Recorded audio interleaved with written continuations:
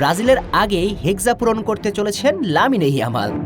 একজন প্রেমিকার সঙ্গে ৩ মাসের বেশি সম্পর্ক রাখছেন না এই স্প্যানিশ তরুণ। টিকটকার থেকে শুরু করে তারকা সঙ্গীত শিল্পী, লামিনের টার্গেট থেকে বাদ পড়ছে না কেউ। আর প্রেমিকাদের সঙ্গে ঘনিষ্ঠ সম্পর্ক স্থাপনের পরেই করছেন ব্রেকআপ, খুঁজছেন নতুন প্রেমিকা। আরও চমকপ্রদ তথ্য হচ্ছে, সবগুলো প্রেমিকাই লামিনের চেয়ে বয়সে ৪ থেকে ৫ বছরের বড়। তাই তো শুরুতেই যেমনটা বলা, অবস্থা এমন পর্যায়ে দাঁড়িয়েছে যে ব্রাজিলের আগেই হেক্সা পূরণ করে ফেলতে পারেন ১৯-এর লামিন। অবশ্য এতে ব্রাজিলের সমর্থকরা দুধের স্বাদ ঘোলে মেটাতেই পারে, কারণ ২০২৬ বিশ্বকাপ ফাইনালে এই লামিনকেই তো একযোগে সমর্থন দিয়েছিল পুরো দুনিয়ার সেলেসাও ভক্তরা। নিজেদের দল ব্রাজিল রাউন্ড অফ ১৬-র গণ্ডি পেরিয়ে যেতে না পারলেও লামিনের বিশ্বকাপ জয় দেখেই তারা পেয়েছিল রাজ্যের আনন্দ।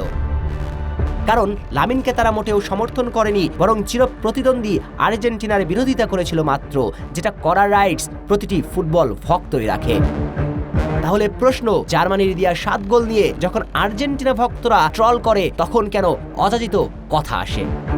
আচ্ছা বাদ দিন, বরং চলুন ১৯ বছর বয়সে লামিনের টি শার্টের মতো প্রেমিকা বদল করার গল্পটা করা যাক, যে গল্পে লামিনকে আপনি নায়ক বলবেন নাকি খলনায়ক।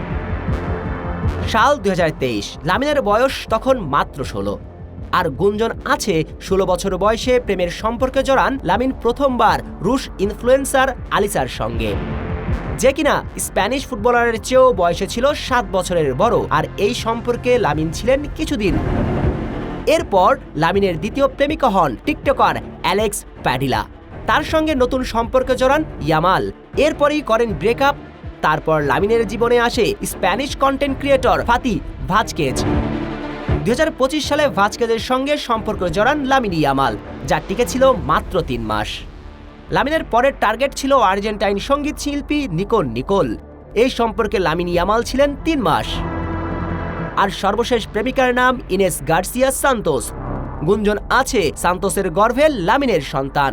কিন্তু লামিন ইয়ামাল এই সম্পর্ক বিচ্ছেদ করতে চান। বাতাসে কান পাতলেই এমন কথা শোনা যায়। এখন প্রশ্ন হচ্ছে, লামিনের ৬ নম্বর টার্গেট কে, যেটা করলে ২০ বছর বয়সেই প্রেমিকার হেক্সা পূরণ করবেন বিশ্বজয়ী এই তারকা?